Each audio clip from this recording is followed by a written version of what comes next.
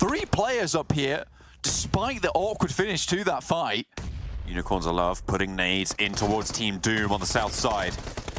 Sprays are good, Phantom falls. 4 players up for Unicorns of Love. Already zeros down, and Easy is the last player standing.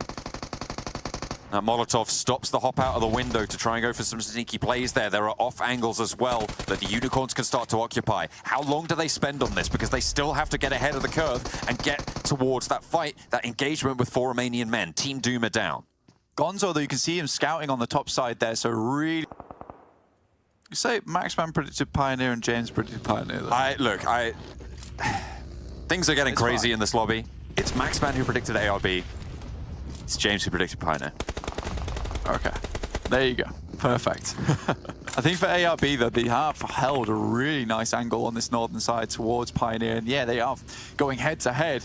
An RV moves in Kitsune towards just the little underneath of the hillside here, towards the eastern side, and takes really towards the high ground.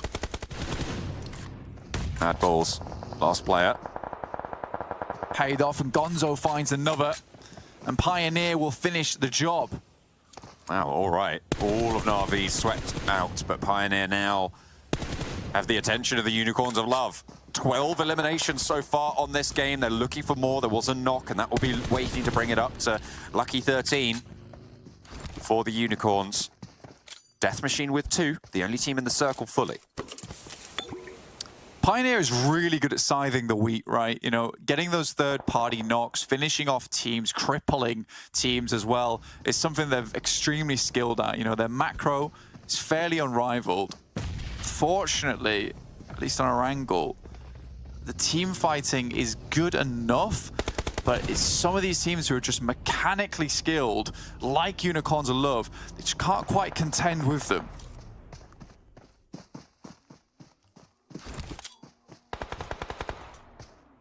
Knock over towards Pioneer, and a second as well. Death Machine set up that crossfire, stealing away those points as well. Potentially Pioneer really suffering now, down to just 2 standing.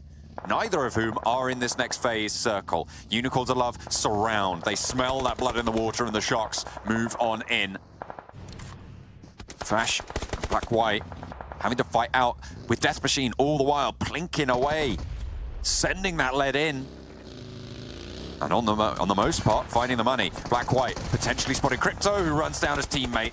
Doesn't matter if you spot him, if you can't stop that buggy, it's gonna go pretty poorly. Pioneer down. Unicorns of Love, 15 eliminations now. They are ramping up for a massive chicken dinner on Erangel. Yeah, they have pumped this game, and now it's just 2 players that remain. And so far, Unicorns of Love, just in terms of distraction and the ability to use this utility.